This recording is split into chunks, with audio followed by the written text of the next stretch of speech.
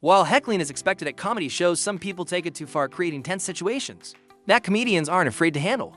It's not often you catch Jimmy Carr visibly frustrated, but he appeared honestly irritated by a rowdy group of friends who were clearly disrupting the show. Why are you not sitting down? Toilet. I'm going toilet.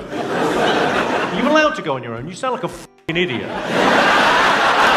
He threw a pretty obvious jab their way, hoping they'd stop. You'd expect that to calm things down, but they kept acting up, forcing him to interrupt the show again. I'm just going to deal with this for 1 second. Guys, you're still standing up, and I think you're talking a little bit too much. You're probably irritating the people around you. So either stop, or we're going to kick you out. It'll be a pain in the ass. Get to the bar. Well, go. You f off to the bar then, mate. No. F off to the bar now. Security, go up there. Jimmy didn't spare the heckler's girlfriend either. He clapped back so quickly. It felt like he had that line locked and loaded. No, up. Couldn't give a f, just should. There's a lovely Australian phrase. Sometimes if a lady's a bit drunk and a bit loud, they'll say, stick a dick in it. I imagine you're no stranger. During one of Matt Rife's craziest shows, a guy in Chicago decided stand-up meant charging full speed toward the stage. My God. Dog, can I help you? Jesus Christ. I mean, my security's f***ing on one, dog. Security nonchalantly hauled him away single-handedly, as if they were escorting a misbehaving toddler from daycare. I could have been stabbed. He did make it to the middle. You fired for sure. I'm pretty sure I heard you say, there he goes. A noticeably drunk woman was present during Singh's entire performance, and the audience couldn't help but notice. Still, he didn't address her behavior until she began shouting during the middle of his act.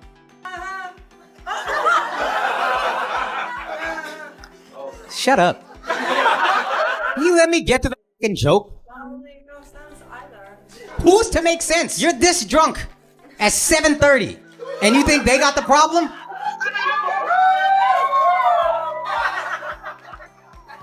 You probably do have more money than me. Mentioning the money ended up backfiring on the heckler later, but things got worse when she disrupted the show again, this time by knocking over her drink. Knocked over a drink. I think I know the answer to that question. We could kick her out whenever y'all want. I really don't give a I'll pick up the tab.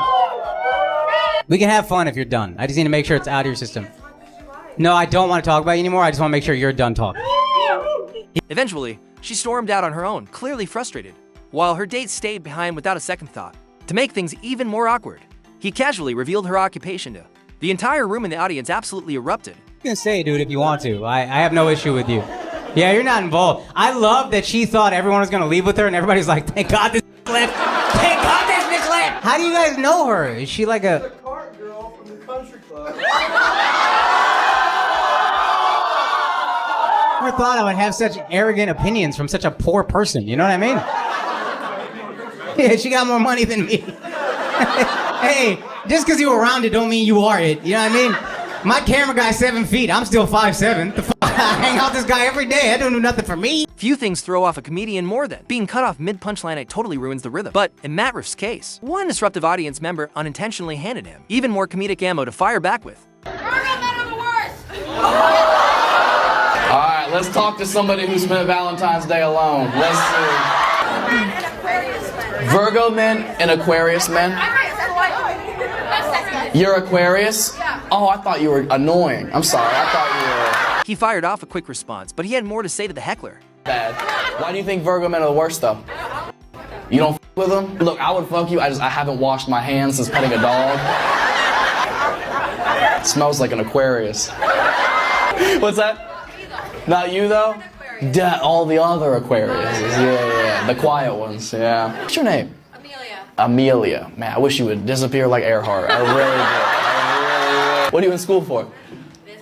Business? Yeah. Like minding your own? It's moments like these that prove Matt Rife ranks among the top in crowd work. Joe Rogan was performing his set when a man kept yelling random nonsense, sounding like he was trying to summon a podcast episode. You think it's a good idea? I just found curious. Why do you think it's a good idea to just yell shit out? Then once you turn around and look, there's 2,000 other people besides you. You know that, right? And naturally, the moment he finally catches Rogan's attention, he falls completely silent. Curious, why do you think it's a good idea to just yell shit out? Oh, now you're gonna shut up? I'll get you kicked out, You better talk to me now. Don't be a coward. Do you wish that things had gone better and you got the attention that you feel you deserve, but it didn't work out that way, so you just cry out everywhere? Are you one of those dudes where the light turns red and you still want to take that left turn, so you just go into the intersection anyway and people start beeping? Because you don't give a fuck about other people. You think about your own little baby self, you big old grown-up baby. This moment looked like the exact kind of emotional release this guy might have needed for years. Also, credit to the person filming for maintaining such a smooth and steady shot. If you're not comfortable with jokes, a comedy club might not be the right place for you, especially if you can't resist heckling. Jeremiah Watkins was in the middle of a bit about potty training when a woman suddenly interrupted. I'm like, I guess I'm his comfort when that's happening, right? Some of us, what? Put him on the toilet when he starts to do it. Oh, okay, I'm gonna trust you as a mom. Because she totally disrupted the flow of his joke.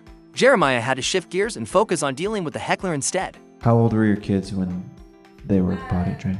My youngest was 9 months. Potty trained. By the way, every mom in here is like, well, she's lying. You're 9. She's like, I'm her husband. She's absolutely right. Our daughter was like at 9 months. Potty trained. Oh, by the way, their daughters are dogs, by the way. From the look on the husband's face, he seemed completely stunned, especially after Jeremiah threw in a joke, suggesting their daughter might be a dog. That's when the mood shifted quickly and tensions rose. Not cool because she's not a dog and she's not a bitch and not I don't know, her mother is kind of... Let's just say they didn't appreciate the quick comeback. I'm actually not talking to you anymore. I think that's what we all wanted. Yeah, I'm not talking to you anymore. Don't call me a bitch. I didn't. I never use those words. I do not call women. I do not call that. Move on to your next bit. As the tension in the room steadily built, the audience began to shift their energy toward the hecklers. You could feel the crowd not so silently rooting for them to either quiet down or just walk out altogether. Then what? What? You want to call me a bitch?